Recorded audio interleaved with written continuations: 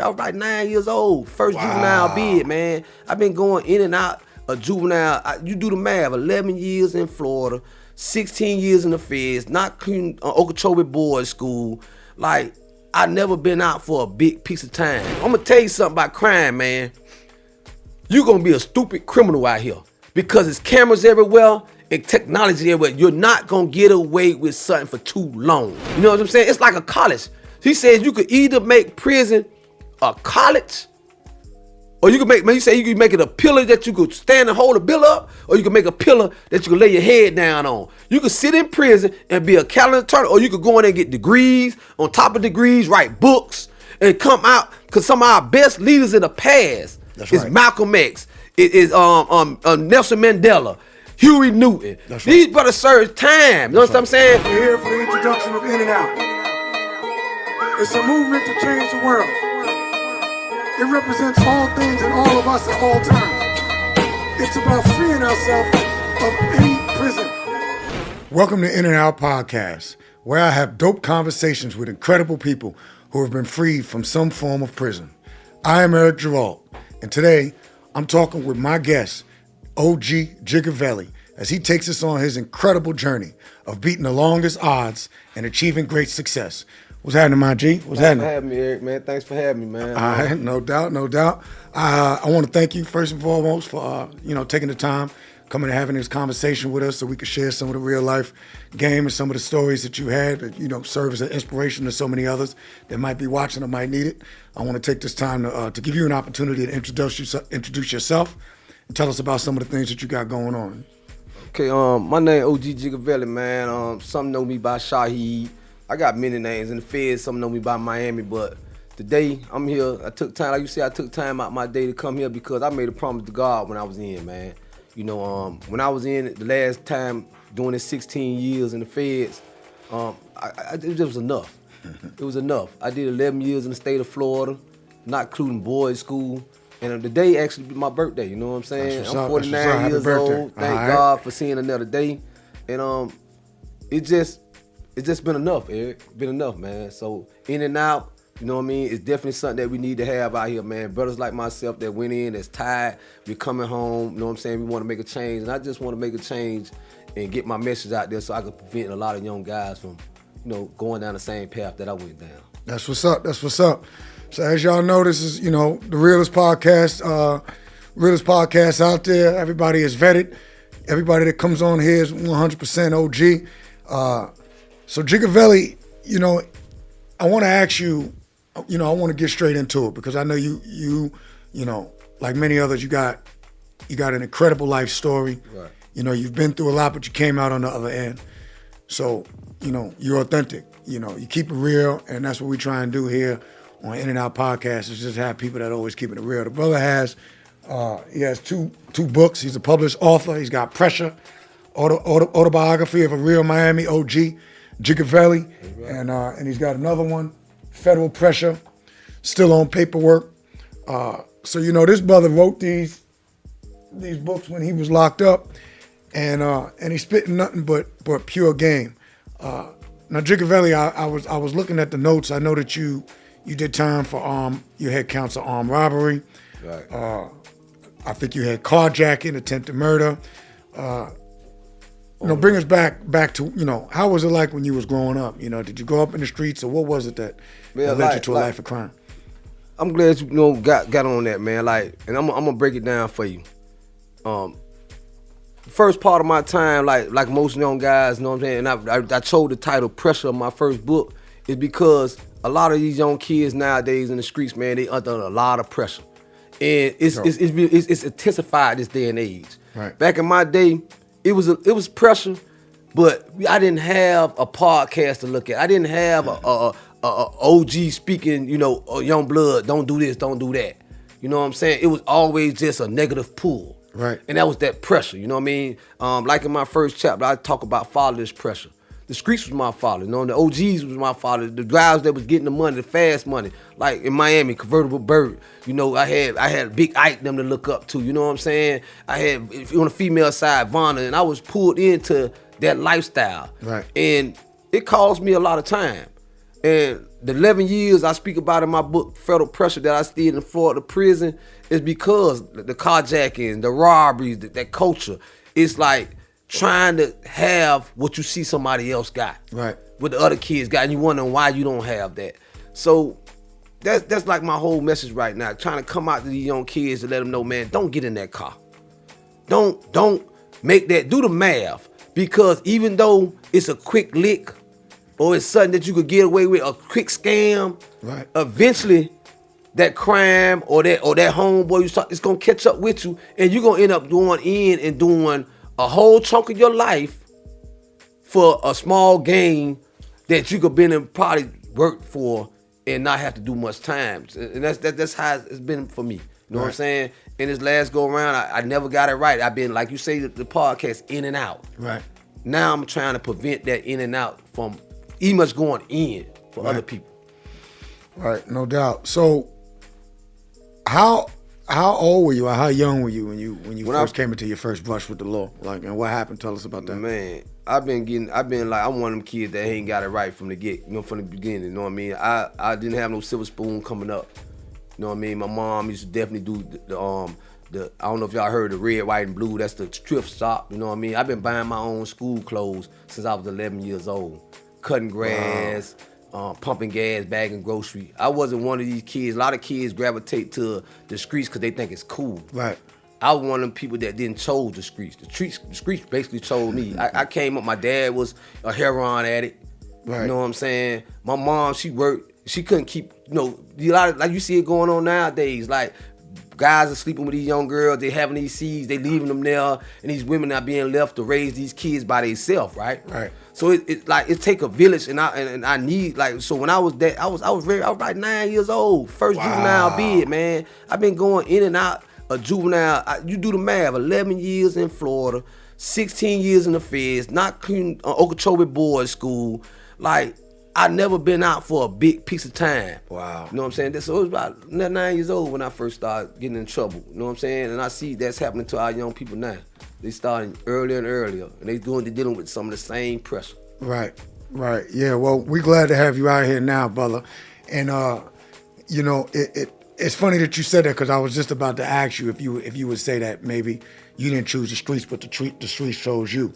And I think that's the case for, like, so many of our brothers and sisters out here. At a young age, they really just trying to get money to either feed themselves or help feed their families. Especially with the young men, they feel like there's a responsibility where if the father's not in the house, or if the father is in the house and they're not really making a proper amount of money to survive, we grow up a lot of times and we just do what we do what we see the older cats or the influencers in the neighborhood. They kind of teach us the game, and we start trying to get money because we really just trying to survive. So, like, what was the first you did time, you said, in juvenile, right? And then I grew up in juvenile. You grew up in juvenile. What type of crimes were you doing? What type of crimes were you doing? Believe it or not, my first crime was stealing a toy, man. Stealing a toy. Walgreens, man. My homeboys went in there. We was walking home from school, and my homeboys, just shout out the North Side Shopping Plaza, the Walgreens right there in Liberty City, man. And we were walking home, man, and they wanted to go get some candy. And when I went in there, I actually tried to get a dump truck, and I got caught. Oh, a toy dump truck. The dump truck, and I'm gonna tell you something. And I know I'm the big stop that snitching guy, right? But it was my first time. I was 9 years old, man. It was my first time getting in trouble, and my homeboys made it out the store. I'm gonna be honest with y'all. And I didn't want to get locked up by myself, man. Right. And I got caught with a dump truck under my thing, and I remember pointing them out. Hey, you know what I mean? Right. And so I got the example of what it means not to tell on your homies early on. You know what I'm saying? They ended up getting caught. All us went back behind. Shout out to Mike, man. He's dead. Rest in peace. Little Johnny West. I don't know where you at, but they got they called our mamas. My mama came down there, man, and I don't know why the mall security let my mama get that belt, but he let her use the big police belt. Right. And he had to stop this lady, man. This lady was swinging that belt, man. Look here. And I was a runner. You know what I'm saying? So she hit the desk. But when I got back, to make the story short, man, when I got back around in the hood, man, my homeboys didn't take lightly of me pointing them out, man. Okay. And we fought. You know what I'm saying? So that I got that snitching and telling stuff out my blood early, man. You know what I'm saying? And that's the one and only time the OG ever told on somebody, man. Right. You know what I'm saying? I'm big on to stop that snitching, but at the end of the day, that don't apply to the civilians. That's applied to people in the game, man. And hopefully it ain't no game no more. That's one of the biggest misconceptions that you will ever realize. And that was one of the slick things when I was coming up in Miami. You used to tell the females, yeah, baby, this time what you do for a living. I'm in the game, baby, you know what I'm saying? This and that and that. The game, man, your life ain't no game. When they slam that gavel and they giving you 40 and 60 years, ooh, it ain't no game. When the years are going by, and your homeboys going to prom, or your homeboys, you know what I'm saying, having their first child, and you sitting in there listening to another man fart, or whatever the case may be, fighting over a spot in the TV room. Ain't no doubt. It ain't no game. But yeah, that's what it was. Yeah, 9 years old, man, shoplifting. That's real. And keeping it plain, so what is, because, before you go in, you hear a bunch of this, everybody on the street say they're not going to tell, something happened, they ain't going to say nothing. My experience has been that, most of the people tell. Not everyone, I didn't. I know you didn't. But what? Stand on the code, boy. You already know what it is. Yeah, so tell me about how what was the percentages of people once you got in there to really start saying what it really is, as opposed to what dudes talk about when they're on the street. What are the percentages of people telling it? What's the main reason why you think people be telling? I'm gonna tell you like this here. When you on them buses, especially the feds, you done been there where they ask you when they dropping you off at Big Sandy, or they dropping out Bloody Beaumont or somewhere like that, man. Bloody Beaumont, they ask Texas, you, man. They ask you as a man. Right. If you ain't right, don't get off the bus. If you get off the bus, go left right there to that door right there, man. That's right. Because you gonna die in the pen. Rats don't live in the pen. Right. You know what I'm saying? You know that and I know that. But but they got some pens now that they made for the rats. They got dropouts, like, you know what I mean? They done did what that one is, a Coleman 1 is a Coleman 2, one of them is a dropout. Yeah. And then I think the other one where Gucci Man was, what the one is in Kansas now, not Leavenworth, Terry Hutt. Terry Hutt is a dropout now. You know what I'm saying? For the pens, they gotta find. There's so many rats in the feds now that they making certain pens called dropout. If you don't want to be in the gang, you don't want to be part of the lifestyle, or you don't want to stand on the code no more, well, you go over here. Long as you act right, you can stay here. Right. But you acting crazy, so the percentage, to answer your question, the percentage is, it's kind of like what the percentage is in the feds sentencing. It's 90% telling that. Right. You know what I'm saying? It's 1% or real. And you see it in the streets now, it's like we outnumbered, man. The code, like I was told when I first went to the feds, keeping it real went out with bell bottoms. You know what I'm saying? It's one or two of us standing on that, man. I ain't finna make to me, the code ain't just about stop snitching. That's right. The code is about not putting our hands on our sisters. That's right. The code is about if you trapping out in front of that old lady house, you making sure her lights and wheels are turned on. That's right. You making sure ain't nobody should be getting put out around you when you getting money right there. That's right. That's the code. The code is, you know what I'm saying, not tell the code is, you know what I mean, not shooting where we endangering the kids' lives. Facts. There's so many facts. Geographically, I can't speak for California or Chicago because they got a gang culture or whatever. So it's different other bylaws, but there's that universal code. That universal code that you don't rat on your homeboy, that universal code that you don't put your hands on a sister that's off limits. Like I said in one of my other videos about Scarface, you know what I'm saying? No kids. You know what I'm saying? Before we do the kids, something gonna happen to you. That's right. Before you endanger these kids, cause when I was in county jail, you couldn't come in Dade County Jail for ain't no accident. You shot her by mistake.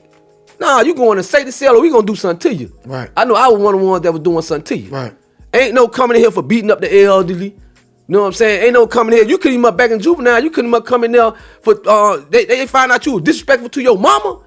Oh, they passed you around through the cell. You gangster. Okay. They bring you in there with dudes like me. Right. And I ain't lost one in Dade County. Right. Just ask about me, man. You'll read about me in pressure. There's no cap, man.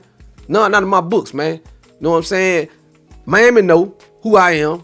And to say that I'm a real OG out of Miami and I've been out here all this time and not be this tested, I don't need no paper. That's my paperwork right there. That's right. So y'all hear it. That's right. We got one of the 1%ers right here because he said only 1% of them ain't telling. And that's one of them. So when you did so where was the first place that you ended up at? Like when you got significant time after juvenile, like what was your first?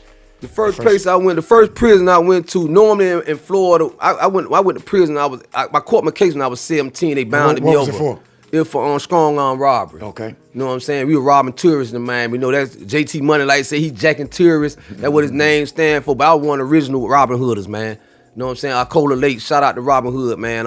Shout out to OJ, shout out to Lil Dave and all the real Robin Hooders, man. And we gave it that name because we used to rob from the rich. Okay. We didn't rob black folks and stuff like that. We robbed gangster tourists. You ain't have no money. Not no racist thing or whatever. But we just knew black folks. We just knew black folks ain't have no money. Okay. You know what I'm saying? So we targeted tourists in Miami. Okay. You know what I'm saying? So, and we were hitting nice money. But I went for strong arm robbery, you know what I mean? And I ended up robbing some tourists, some German tourists, and they gave me 6 and 4, which was a juvenile sentence.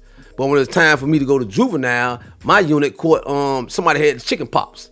So they ended up sending me to Belglades, one of the hardest prisons in Florida. How you were 17? I was 17 when I caught the case. I was 18 when I got there. Okay. And that was the first place I ended up, 1993 at Belglades Correction. All right. So what exactly makes a robbery a strong arm? Like a strong arm robbery is when you take it by force. Okay.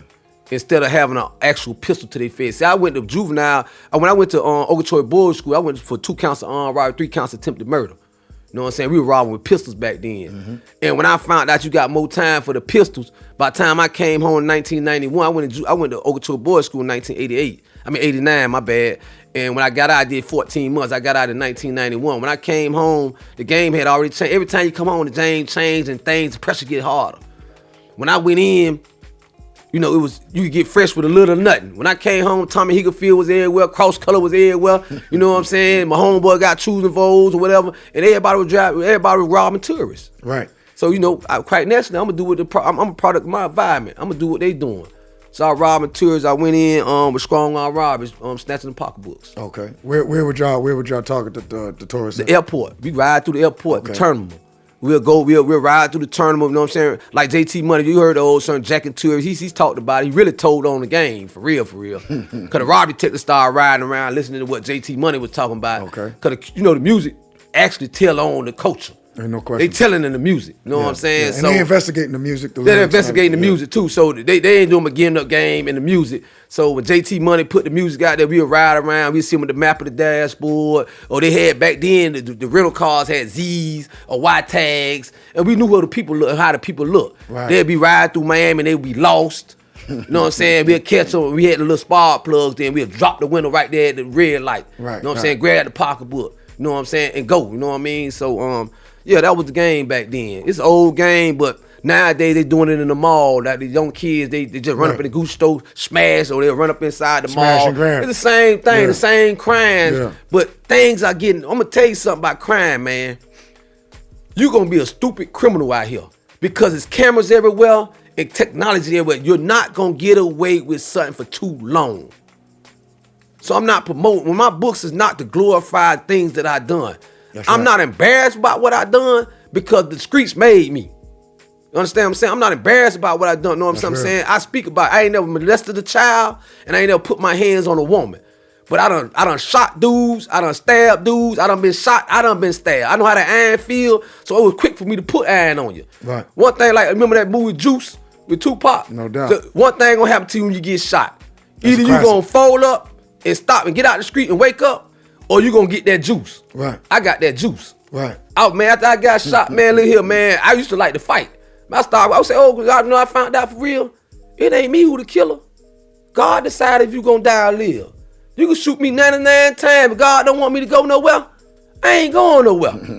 You can pop me one time with a 22 on my leg. If God ready for me, I'm gone. Right. So I figured like, look here, boy, if God wants you, you gone, boy. But you excuse my language, you fuck with me, I'm gonna put this iron on your ass, boy. Right. You know what I'm saying? I ain't one of you ones that walking around, they got the extended clips showing. I don't tote the guns like that no more. Right. I can't, I'm on federal paper. But get what? If you see me with a gun, somebody gonna get hurt.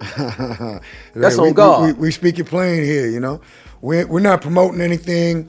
And we're not like you said, we ain't embarrassed about anything. I ain't embarrassed about my life. It's a life, you know. You can't undo it. And one thing for sure, and two things for certain, we all are really just a product of our environment. Exactly. And so you know, a lot. You can tell what a person might do, or what circumstance they might be they might end up in based on the circumstance that they were placed in. Right. So a lot of these cats chosen the street. A lot of these kids coming from the suburbs. A lot of these kids got their mom and daddy. A lot of these kids, I go to a spot called Black Man Lab on Mondays down here in Atlanta, right? Mm-hmm. And I tell them all the time, it's down at the YMCA and Camden Road around or whatever. You know what I'm saying? I ain't familiar. I GPS everywhere, so forgive me if I don't know. I'm really from Miami, but what I'm trying to get at is, man, I tell them they love to see me speak down there. Okay. You know what I'm saying? Because they understand, they know it's pure and it's true. I don't script nothing. You know what I'm saying? So okay, you speak to the youth when you go. I speak to the youth. Okay, that's dope. So when I'm down there speaking to them, I tell them everybody all the time, y'all all right in here. I need to go into the juvenile halls and holler at the water boys and all them that's getting locked up. Right. Because I'm gonna tell you something, it's a different kind of feel when you talking to me when I'm behind that wall and that cage, because I'm looking at you different. I'm saying he ain't trying to stop me from getting my money out here. He coming to spend some time with me at my lower spine. Right. He might be handing me a daily bread, but he could be anywhere else. That's right. So now when I see you in the streets and we paving the streets and they say, hold up, man, I might have just took a perk. I might have been on some type, but it's that spirit in me gonna remember that guy right there. That's right. He came inside when I was at my lowest. Right. So I'm gonna stop the homies from, you know what I'm saying? We gonna listen. But they wanna come holler at these kids while they out here hustling. And they can't show them the alternative. Yeah. You can't reach them. You can't reach them then. They on Percocet, they on this, they on that. You can see it in their eyes. We got down in Miami, we don't call them dread, we got wickets. And because we be wicked out, we be demons. Right. Don't come talk to me about no Malcolm X or Louis Farrakhan or whatever. Know what I'm saying? Where I'm getting my money. Right. Cause mama need this, baby mama need that. Right. That's right. I need this. They got too much pressure on them. Got too much pressure on them. That's right. You know what I'm saying? That's right. But go hard. Get me in the juvenile halls, and I could reach them then. Yeah. You know what I'm saying? Yeah, ain't no doubt. Going into prisons, going into the jails, talking to them, and then they're gonna be able to. You can relate to them, so they can relate to you. Exactly. Because they know that what you giving them, you've been there before, so they're gonna receive it better. Right. You can talk to anyone. You just got to be able to speak their language. You got to speak their language. Yeah, but you're right. Like trying to reach them on the street is that's futile. That's a waste of time. I ain't taking my goals out my mouth yet. I ain't done with them yet. Right. I want to go on and white them on. The wife always telling me, when you gonna get them? I say, man, I want them to be able to look at me. I want them to be able to know I'm one of them. You want to be able to I've been there. I saw them the bullet holes. I've been there. I'm still there. I'm in the trenches with you. You know what I'm saying? So I see down in Miami, man. We got a lot of work to do in Miami, man. Even y'all from Miami, y'all watching this interview, man. We got a lot of work to do down there, man. Cause we're not getting. I see the podcast. I want to get on this, not to get off the subject. Nah, go right ahead.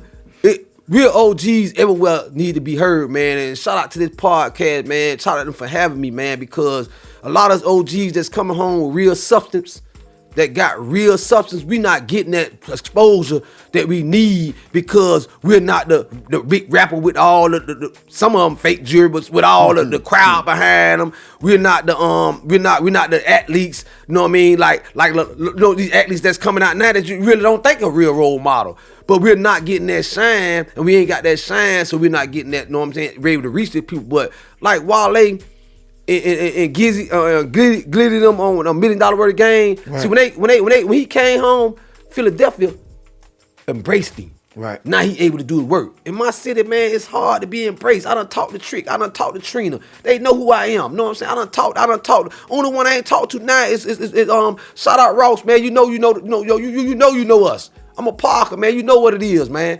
I ain't talked to you yet, but I done talked to JT Money. I done talked to all of the homies, man, that got a little shine. And they see me pushing the book. They see me pushing the movie script. And it's like, yeah, behind closed doors, it's a yeah. But when it's time to post, when it's time to give me that motion, they dragging their feet. So Miami, I'm talking to my city. We got to get on point, man. We need to have a meet. I'm talking about all the real OGs. That's what's up. So I want to. So you did the first bid you did. You did it in Miami, in Florida. Right. When did you catch your so you did that time, you came home. What was it like coming home? Like, what were some of the obstacles that you faced when you came home after the first bid? I'm glad you asked me that, man, because me and my wife was talking. She was like, tell them about your story, man. Don't get too tracked at all. And In and Out. That's a good name for this podcast, man, because brothers going in and out. Yeah, people got to tell us about some of the obstacles, because a lot of people don't really know. And I'm going to tell you, I'm trying to get this Oscar I'm trying to tell you about. The obstacles we create on our own. The pressure we add to our own. When I was going in and out, it's because I wasn't changing. I was calendar turning. Okay. I wasn't doing the hard work. God gave me the opportunity to sit me down. I could have been in the graveyard. I got homeboys that's in the graveyard. It ain't that many that come up with me that still left. And most of them doing life sentence. So the obstacles that was in front of me was the ones that I was creating myself. Wow. You know what I'm saying? I had the time to change. We go in there. We got the time to change. But we steady running game. The worst liar you could be is to lie to yourself. You sit there and lie to yourself. Yeah, if you know you're not changing, why is you wasting your time? And this girl coming to see you, you taking your baby mama money when she could be helping your child. I watched them on the phone. I used to sit there while I was writing my books in there. I would see the dudes running the game on the phone, man. Right. And you sister, man, y'all be, man, pay attention, man. It's some good brothers in prison. It's a lot of good brothers in prison, but there's a lot of shady fakers in there too, man. And I ain't just gonna make no excuse for them, man. They not changing. And a lot of y'all that got I watch them now on TikTok with these phones. They got the shirts off, they doing all this. Man, sit down somewhere. Cause the people are watching, they probably gonna come get y'all up the next week. If you got that phone, I ain't tripping, cause I had one in there. But I used my phone for the purpose, save me some money instead of, cause them 15-minute calls ain't doing nothing. They should give y'all, brothers. They should find a way to y'all have them phones and tablets so you communicate with those that can really communicate. And they should bring back concrete business. You know what I'm saying? Because families can be built from jail. No doubt. You know what I'm saying? So the obstacles that I had, I was creating on my own. You know what I'm saying? Because I wasn't doing the work when I was in. You know what I'm saying? Right. I was letting the people down. I was letting myself down that really believed in me, because I was coming right back home to get right back to it. Right. I ain't do that this time. I did them 16 years, man, and God set me down, man. That's the most time all the other times I had single digits. I never had double digits. Okay. I never dealt with, that's why I named my second book Federal Pressure. That's another level. You been in that federal courtroom before. Ain't no question. It ain't crowded like that state courtroom where the baby's crying, you hearing all that noise. In that federal courtroom, me and my situation, I was the only one in there. It's dead serious. I was by myself. Them people could have hung me in there. Right. And nobody would know they hung me in there. Yeah. You understand what I'm saying? And it's everything so neat and clean. Right. Yeah, they're like they dressing you up for your, you know what I'm saying, how they do you. But that's what it is, man. Them the obstacles that I created my own obstacles. Right. You know what I'm saying? Because you go to prison, you work. Right? And you work for less. Sometimes, Kodak Black like to say, boy, 23 and 1, he had in one of his songs. I say, damn, did he remember them 24 and none days? When they come in and say, it's generation test day, they don't, because it's short of staff, and they don't let us out. We had more days locked down than we had out. Or somebody at war with each other. You know what I'm saying? Right. So like for real, man, the obstacles that a lot of brothers that's coming home from prison, somebody told me one time, we should be ahead of everybody. We got the time to study. We not paying no bills.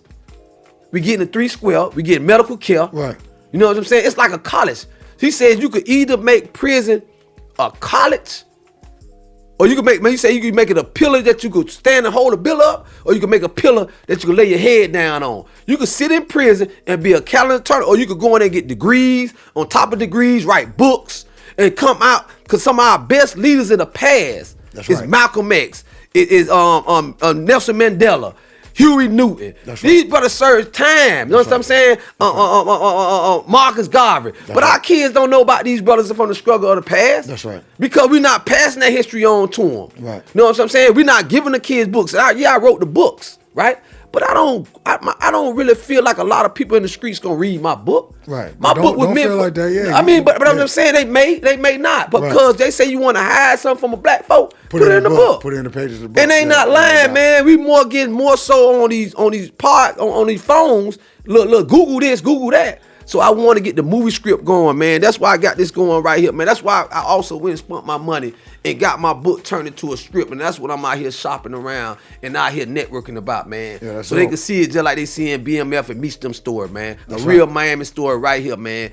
Y'all look around for it. It's gonna come. It's coming. I'm not giving up. That's right. Nah, you should not. You absolutely shouldn't give up, because you got an incredible story, and there's a few OGs out there that the stories need to be told. And that's what it's about. And you said something that's true. when an individual ends up having their freedom taken away and they end up in prison, there's a lot of things that they can go one way or another. And like I like to say, you could either come out bitter or better. Right. So, it sounds like you chose to come out better, and that's what's up. A lot of people come out bitter and they end up right back in the same situation. Right. So, you got to use that time to the best of your ability. So I respect the obstacles you're talking about, because you're 100% right. I agree with you that we do create a lot of those obstacles on ourselves. Put pressure. But I also feel that the system kind of puts some obstacles there for us too. They make it harder to get certain jobs. Some people come out, they make it, like for instance, people might need food stamps, so they might make it harder for them to live in certain places. I you beg the difference. All right, so tell me about it. The reason why I made it different, it used to be like that. Okay. You don't must have to check the box no more. I ain't had a problem getting no job out here. Okay. That's you got a job holding signs. I just rolled by some people, man, $15. Right. I was at the halfway house. They had so many jobs there, man. There ain't no excuse. Dudes don't want to work. I actually work. The dudes don't want to work, especially here in Atlanta, man.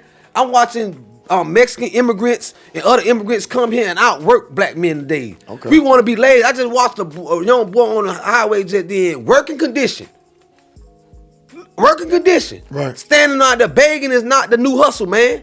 Me and my money ain't fell out, man. If you got two legs, you better have one leg chopped off. I don't give to the homeless. And I'm not saying that everybody, there's a lot of mental issue things going out there. Right. But man, that's not one of them, man. I got food stamps when I first got out. I ain't ashamed to say it. You know what I'm saying? I got medical care when I first got in the halfway house. I utilized all of it. Okay. Stop. And I'm gonna tell you another thing. I was telling one of your staff before I first got here. You gotta sometimes change your environment. If you got a prior issue, I knew I wasn't gonna go to Miami and stand on no bus stop. But I come to Atlanta and stand on the bus. Nobody don't know me here. People don't know you here. Gotcha. Nobody know me here, so you gotta know yourself. That's why I say we create our own obstacles. Okay. And then another thing, you done did, me, myself, I done did 10, 20, 30 years. I got a plan. Right. And then half of us have been to save some money too while we in there. Stop all that gambling while you in there. That's right. Stop all that playing the ticket while you in there. Right. You know what I'm saying? Stop it. Stop thinking you gotta have every pair of tennis shoes while you in there. That's right. Understand what I'm saying? Who you trying to impress? I'm watching on TikTok. They dressing up the little clothes, putting polo on the prison wear. I was in there while they were doing all that cornball. I was saving every dime. Right. I came home with, I ain't gonna tell you about it, but I came home with some stacks. Right, you weren't broke. I wasn't broke because I wasn't expecting for nobody to give me nothing. So it sounds like you're saying there's jobs out there, but Man, a lot of these jobs, cats ain't. there's programs out there. But they being picky. They beggars can't be choosy, but Man, they trying to be choosy about the pride job. issues. That's You go in there, and I know us. A lot of us used to be getting a lot of money. I was getting money. Right. If you get to the federal pressure, I actually caught my second case, the big federal case in Tennessee. Cause Miami dudes, that's what we do. We used to be a source city back in the day. Atlanta more source now. But we used to run up there. I was getting the blow, taking it up to Tennessee, and I got a federal charge like that. You understand what I'm saying? So what I'm trying to say is we used to be even on a certain level, right? And we expect to come home and be still on that same level or received on that same level. Right. And when we don't be received on that same level, That's we right. revert back to that comfort zone and start doing wrong again. That's when Facts. you get the in and out. Facts. You know what I'm saying? Yeah. I came home with the mindset saying, boy, look, if I had to work at a restaurant, I washed dishes while I was in prison. You know what I'm saying? I sold and stuff while I was in prison. Working for 15, 13 cents or 20 cents an hour while I was in there. That's real. Why can't I come out here and do something? That's $20, real. $30. That's real. Because as you know, a lot of jokers in there, when they're in there, you want to get out, you're doing that time, be like, man, I would work at McDonald's if I had to. Right. But when you get out on the street, Pride. you ain't really trying to work at McDonald's because the pride kicks in. And, I find that people remember you as you were before you went in. And expect you to be like So then them expectations kick in. That's a big them people gonna do that time for you. Not a day. I'm not throwing my life away from them peoples. Them people. Y'all heard it. Family, babies, kids. Could get It don't what? matter who it is. But mail call time come. Gigaveli wasn't getting no mail. Right. I wasn't getting no mail. And they barely come And to I visit. didn't come home mad. Feds gonna make sure it's hard for you. Know what a Right. federal visit is? Alright. Do you want to talk about that? That's a whole nother interview. And they might have you 490 miles away from home. Did you want to More than call? Man, if somebody come visit you in the Fed, they love you, boy. that. They love you. Hotel fee, Right. gas fee, L Right. fee. Yeah. Yeah. Sometimes they don't might have to go through the damn near the same And search. then you go get through. there, The then indignities get of there, the search. then get there and search. And if your old lady got a little body on her, they oh, that's too tight. Oh, that's too tight. Go out to Walmart. Walmart another hour away. It happened to me. Yeah, because the prisons and the feds, state also, they not nowhere close, like you said. Man, they sending you off, man. You know, Michelle Alexander talked about that. We talked about Michelle Alexander and New Jim Crow, right? No doubt. She talked about why they put these prisons in these ruined areas. Yeah. Economy for the economy. That's right. There's no job. The farming going out. China's, you know, there's a lot of different things. Go get the book, Michelle Alexander, The New Jim Crow, if you want to know what's going on with these federal systems going on and why we are being mass incarcerated, man. That's right. They're giving jobs to the people there that couldn't make it as a police officer, or a lot of the people that returned from the different wars in the early 90s when they had the first Persian Gulf War. If y'all, some of y'all probably know about it. And who they feed? They feed it off the urban inner cities. That's exactly what they're doing. Yeah. Exactly. They lock them up. They send them way out. And then they, half these people, these COs, correction officers, they might not even have a GED, or they got a GED, might not have a high school diploma, or they might have a high school diploma. And it's a way for them to go and get a job. They keep that job for 20, 25 years. Then they retire and they still getting paid. Exactly. It's all a setup. It's intelligent design. And the New Jim Crow. Y'all should definitely check it out. The Prison Industrial Complex by Michelle Alexander. So I want to ask you this. When you did that 16-year bid, you got 262 months. Right. That's what you were sentenced to, right? Because the feds, they sentence you by months. By months. And so at what point in your bid, because I assume that earlier in some of the earlier bids, you was bidding. You was doing what you had to do. You said you got stabbed 8 times. Tell me about that. When did that happen? Was that state prison? No, that was federal prison. I was 215 in Manchester, Kentucky, man. I was on the mountain. I was up there for 8 years. Over the weight pile, I got into it with Serenios. You know how aggressive they is. No doubt. They think they own everything. Right. You know what I mean? No shade to my brothers, my brown brothers, but you know how the Serenios is. I wasn't going. I'm a Florida. Right. Explain. Well, how I end up. Explain who that is. To Serenios. That's a gang organization based out of Chicago. I mean, based out of L.A. Man. Right. You know what I'm saying? They big in the federal system. You know what I mean? They real aggressive. They don't play no games. They real disciplined. You know what I'm saying? And they came at your boy. Hit me 8 times. If it hit me 8 times, they just let you know I ain't run. You know what I'm saying? We handled our business. And at Manchester, Kentucky, that was one of the biggest. It's 215, man. If you happen to be, that where BG was up there. He wasn't up there at the same time. He came after me. But Manchester on that mountain ain't nothing to play with, man. You know what I'm saying? That's a medium high. It's close to Big Sandy. You know what I'm saying? And Serenios, they were building their little rap. They were trying to take charge the brothers to work out on the weight pile with weights. And I'm like, charge who? Huh? Come again? You know what I'm saying? Right. And so when I disrespected one of the head Serenios, the shot caller, whatever, I called him all out his name, whatever. He put the green light on me. I talk about it in my book. You know what I'm saying? Federal pressure. When he green lighted me, I was slipping. You know what I'm saying? I was out on the rec yard where the majority of the brothers was at chow. It was during lunchtime. Right. The other brothers a lot of the brothers was on the basketball court. They caught me and my workout partner 30 from Nashville, Tennessee. Shout out 30 got hit maybe 2 or 5 times or whatever. You know what I'm saying? He got stabbed a couple times too, but we was in the paint, man. We went in, and when it happened, I got hit in the lungs real bad, so I was coughing up blood. But when it happened, they gave my helicopter away. They had to airlift me from there. They gave my helicopter away twice. You know why? Because me being one of the real niggas that was there on real time, when they found out they stabbed Miami, the whole yard went up. You know what I'm saying? The whole yard went up. Before they even got the medical, Mexicans was coming in there with their heads smashed. You know what I'm saying? They gave my helicopter away twice because the person was in worse condition than me. You know what I'm saying? Damn. But then I'm gonna show you how much clout, and pull. And it wasn't just exclusively for me. Anybody that was a real one up there, this was gonna happen for them also. It was guys after the yard got closed and they got it under control. It was GDs crushing GDs, vice lords crushing vice lords because certain ones didn't feel like I was worthy to go out for. Wow. You understand what I'm saying? Right. So the yard stood on lockdown for almost 2 months. Wow. You know what I'm saying? That's why I got stabbed at Manchester. Okay. Yeah, that's deep, brother. By the grace of God, you're still here, so that's what's up. Yeah. I'm a warrior, man. God had plans for me, man. You know what I'm saying? That's what's up. And when God got plans for you, nothing, no weapon formed against you. No weapon formed against you should prosper, man. And who could be against you? Who could be against you? That's what I was thinking of. Exactly. That's what's up. That's a beautiful thing, brother. So at what stage do you remember? At what stage of your bid were you in when you started to have like a transformation or like a mindset change or a different perspective where you start maybe seeing things differently, knowing that when I get out, I don't want to come back in. To be honest with you, it started at the beginning of my bid. When I caught that 262 months, it scared the hell out of me. I never had got double digits in my life. And I was up in Tennessee with no family. You know what I'm saying? I was up there. My mom was in the island. My mom from the Bahamas. You know what I'm saying? Shout out to 242. She gonna get me if I don't say that. But my mom was in the Bahamas. You know what I'm saying? I'm way up there without no family.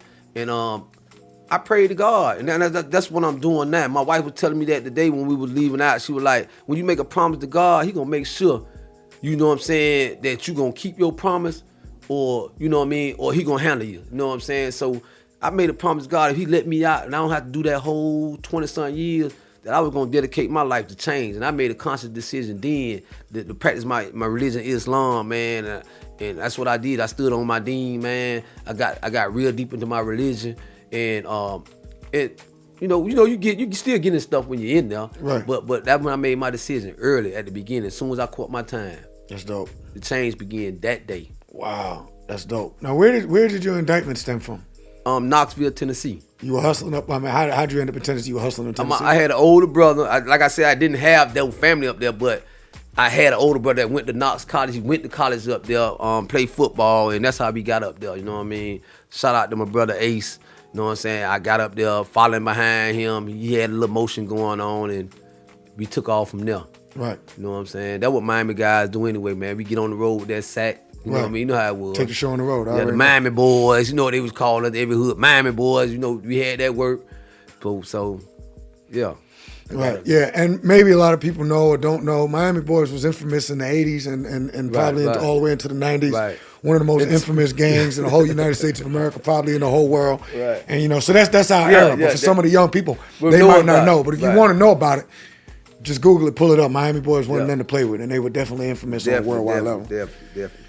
So we got one of the. Were you one of the Miami Boys? I wasn't one of the Miami boys, but I'm one of the Miami boys. You know what I'm saying? It's just it passed on. It passed on. It's what we do. Right. You know what I'm saying? You got cheap work, and one thing about Miami, everybody can't sell dope down in Miami. Right. You gonna be down, like we got spots like my book you read, John Doe, get down and lay down. You know what I'm saying? So everybody can't. So either you gonna get your bag and get on the road. I'm one of the ones could have did it down there, but it was more money out up the road. Right. You know what I'm saying? So I went where the money was. Right. So that's very interesting that you said it. Right. You started that transformation at the beginning of your bid. Right. So you started devising your plan when you was in there. Like, tell us about that journey when you was in there. Some of the pressures between like wanting to do the right thing, and also still you got to be a G when you in there because it could at any second it could go down. Honest to you, man. By the time I made it to federal prison, I was institutionalized. I've been institutionalized my whole life. I wasn't, and that's not to say something. And I want to shed a little bit of light on that. That's not to say something. Just imagine the human body, we're geared to adapt. So if you don't become institutionalized after a period of time you in the way. You know what I'm saying? That's like spitting in the sink. You know not to spit in the sink.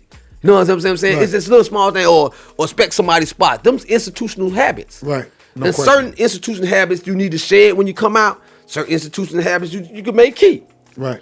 But it wasn't hard for me to change because I could see things before it happened when I was in there. Because I was, like I said, I've been doing this since I was 9 years old. You know what I'm saying? So I knew how to stay out the way. You know what I'm saying? And I knew how to do the time. So it wasn't that hard for me to transform in prison. It wasn't that hard. Okay, that's what's up. And when did you start deciding that you wanted to like share your story through the pages of a book? Actually, my brother, shout out my older brother, he's dead now.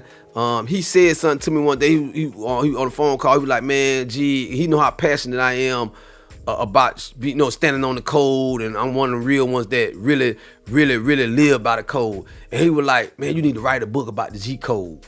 You know what I'm saying? Because these young boys out here, they don't know what the code is. You know what I'm saying? And I went to my cell and I tried it for a while, and I was like, G, what G code? Let me see what I could do with it. And I laid down off the idea for a long time. Then 2015, my brother passed.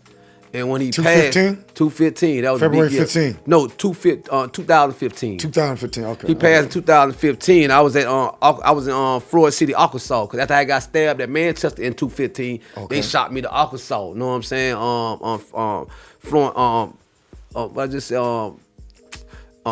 The spot in Arkansas.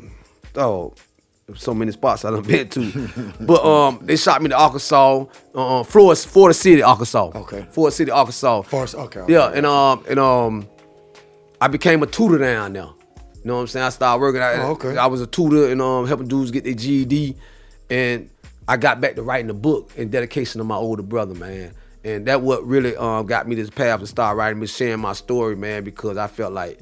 And another thing, I had read books like from Nathan McCall, Make Me Wanna Holler, and there's different books that impacted my life. And I figured like, hey man, let me write a story. Maybe it inspire somebody else one day to going through what I'm going through to change their life. Right. That was dedicated for my brother. Yeah, I want to commend you on that, brother, because that's so dope. Because so many of us have read a book before. Like even when I have a lot of conversations with different people, and so often people, men and women say that.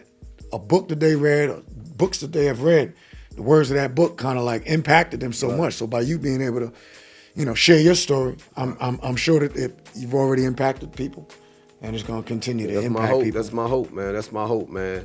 That's my hope. That's the reason I do this, man. That's the reason why that you do this. No doubt. You know what I'm saying? It's all about making an impact. Making an impact. I like that. So when you was you 262 months. What is that? How many years is that? That's 21 years and 10 months. Okay. So you're 16 years in. You got some years left. If something didn't change for you, right. What happened for you to be able to get out earlier? I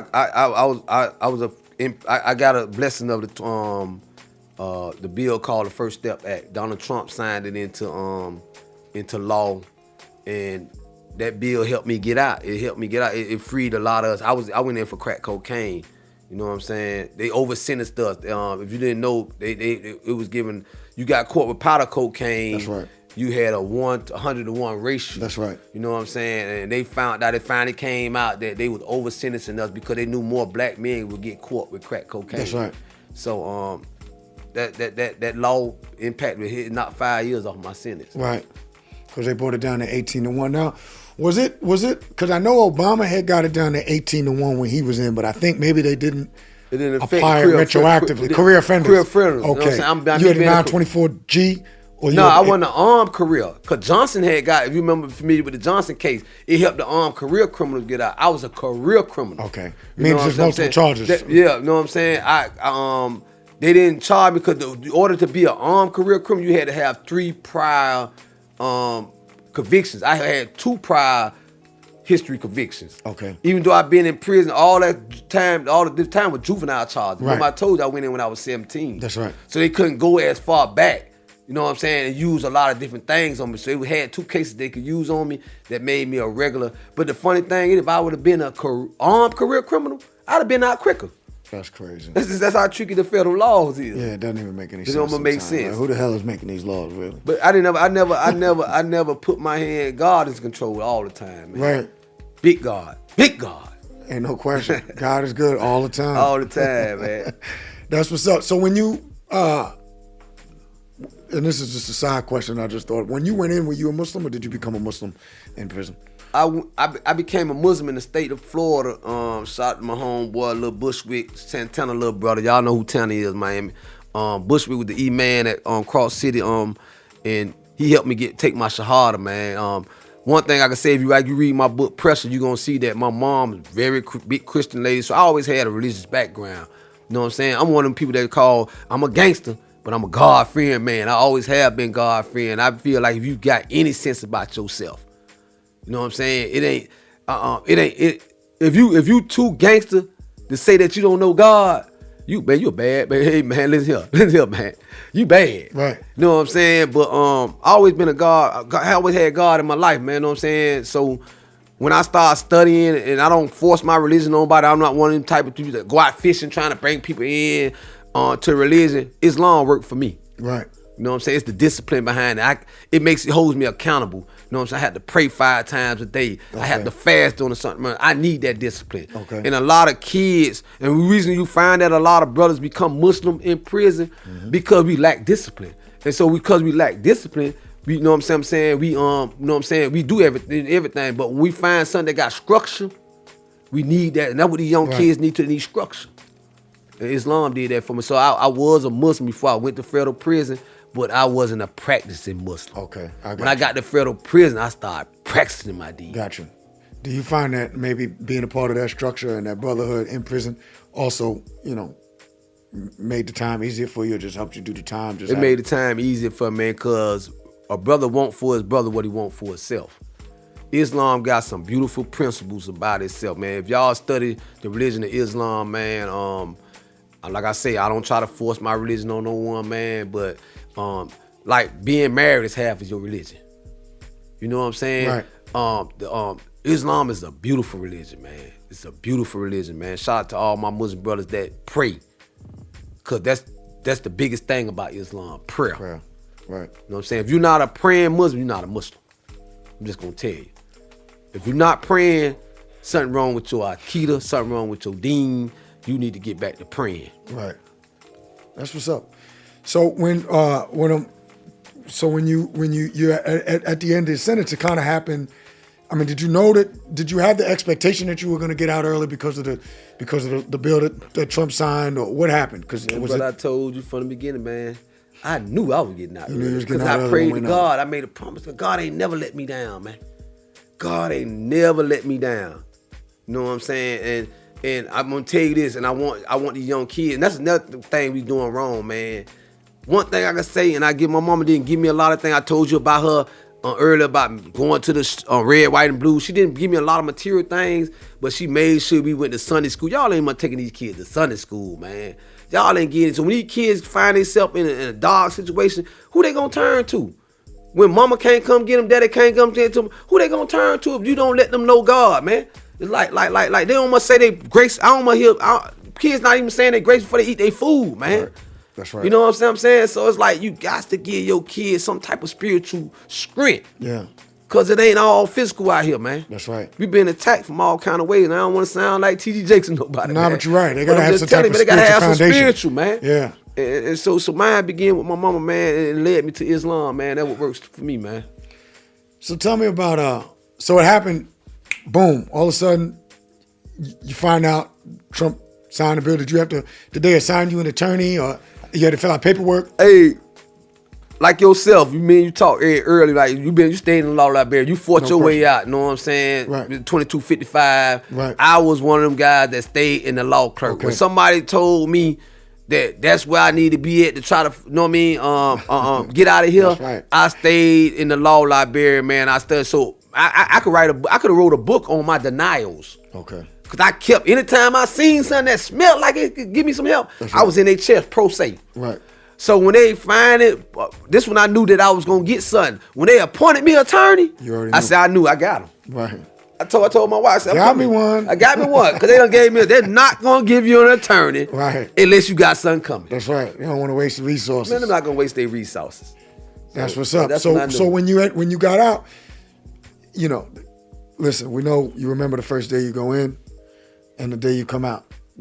You know, take us to the day you came out. Do you remember that? I want to know about some of the, you know, I think a lot of people take for granted, or they just don't know.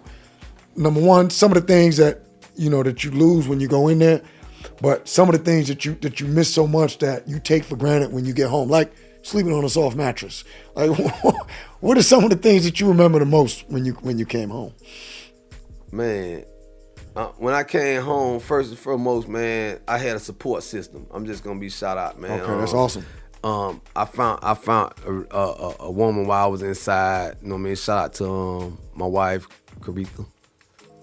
She's over there in the corner, so I'm probably sleep or whatever. But did y'all get married while you yeah, was we in got there? married Islamically in prison. Okay. You know what I'm saying? She took her shahada, and she was there for me when I first. Her and my daughter. Shout out to my daughter Lakivia. If I don't say her name, it's gonna be a war. But they was there for me, man, and I took whatever support I had when I first came home. And all I can remember was walking out that gate. Before I went out that gate, the guard was like, man, that's you out there? You know what I mean? He was talking about my wife or whatever. And I was like, but he really wasn't doing it in a disrespectful way, you know what I mean, or whatever. But yeah, just getting out, getting that hood, that fresh, the air coming from. If you ever been in Atlanta prison and you ride by that prison, man, you see that big old wall. That wall been there since 1901, I think 1901. 40 feet high. This wall, it's like it's a different kind of air when you walk out of that prison, man. It's a different kind of air from behind that wall. The sun hits you different. You know what I'm saying? The sun hits you different. After 16 years, then I came during the pandemic. I got out right after, when the pandemic was hitting hard. Wow. So it was like, the air was different. You know what I'm saying? So that's one of the things. And like every driving on the expressway, I pinch myself sometimes. I can't believe that I'm doing it, but I just know that like the things I find myself doing, I just all praise due to God, man. Like I couldn't do it on my own, man. Like I know He has favor for me, man. You know what I'm saying? I know it. I know that I'm on His side. You gonna have to pick a side sooner or later, man. How this culture is going, how it's being attacked, how our kids are being attacked. You gonna have to be you God peoples or you them other folks, man. I'm just gonna tell you, man. And them other folks gonna lose. Right. Them other folks gonna lose, man. You know what I'm saying? This podcast, the In and Out podcast, man, this a platform, man, that y'all need to share. Y'all need to follow. This brother's shared. He's opening doors, man. Him and his staff opening doors for, guys like myself, you know what I'm saying, to have a platform, man. It takes a village, man. Y'all can't leave the OGs out, man.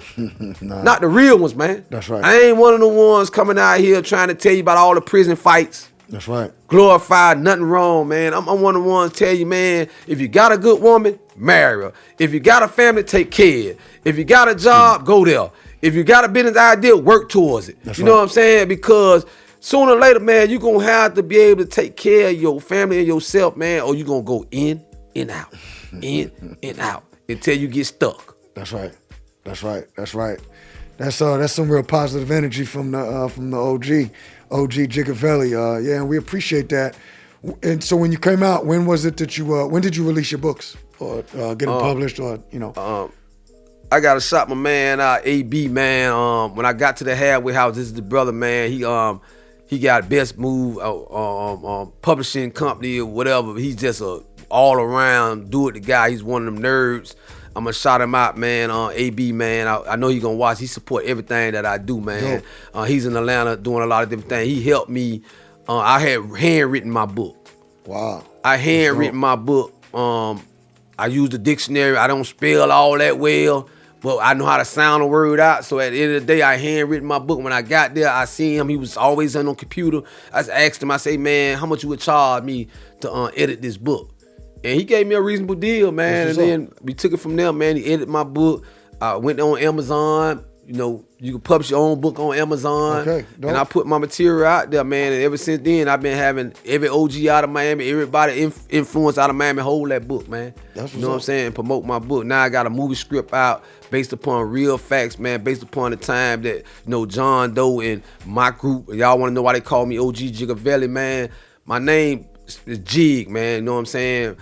Short for my daddy. My daddy's name was Pig. You know what I'm saying? We big on nicknames down the way, but the Valley come in on, if you know about Miami culture, you from Miami, we put the name on all our spots, man. Shout out to 60 and 14th, man. We had a Machiavelli spot around there, you know what I'm saying? Okay, that's dope. And that was named our coke, that was named our weed, that was named our heroin, you know what I'm saying? So when I was in, I say, man, you know what? Since I done put this stuff on me on my arm and stuff like that, I sat back and I thought of a good acronym for it. So I talked to my homeboy that helped founded it. Shout out to Bo, man. Come on, boy. We looking for you, Bo Anthony Fields, man. Shout out to Fred. Shout out to Bert. You know what I'm saying? Shout out to Joe. You know what I'm saying?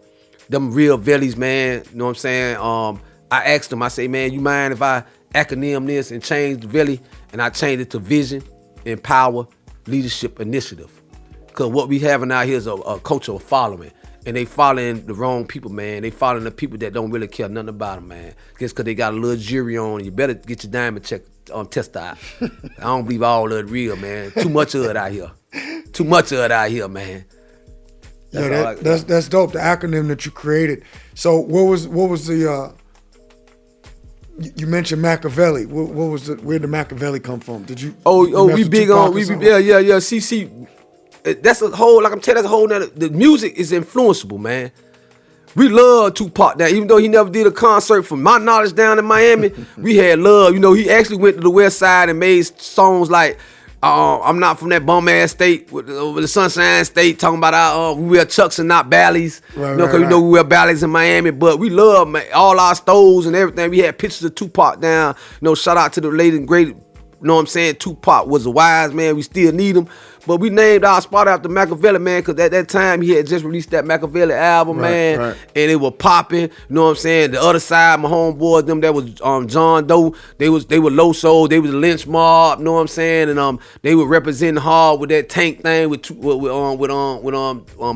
Master P them. Right. So we was just into that culture, man. So my homeboys them came up with a cool ass name, Machiavelli, man. We put that on our package. That's dope. You know what I'm saying? That's dope. All right. So we wrapping up.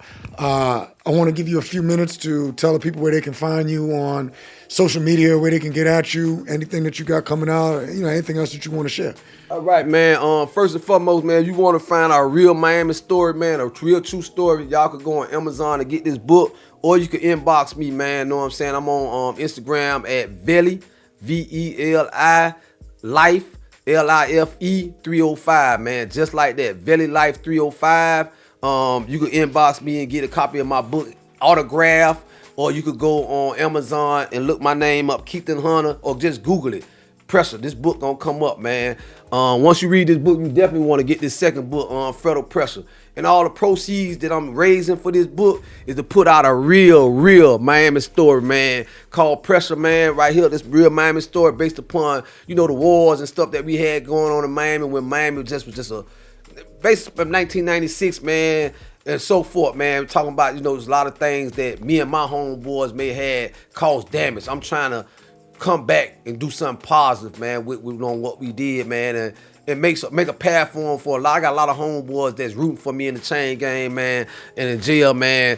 I give them hope. I talk to a lot of them. Shout out to little Bo, man, Anthony Fields. You know what I'm saying? Hope you come home, man. We working on getting Anthony Fields out, man. Shout out to Bert. You know what I'm saying? Shantae Wood. You know what I'm saying? Working to get Shantae out here in Coleman. You know what I'm saying? Shout out to Booby, E4. You know what I'm saying? Mike Hopper. You know what I'm saying? All the Booby boys. You know what I'm saying? We trying to get them boys out too, man. Miami, man, we need to have a meeting, man. You know what I'm saying? Because we waiting on these celebrities, man, to pull us up, man, and they dragging their feet.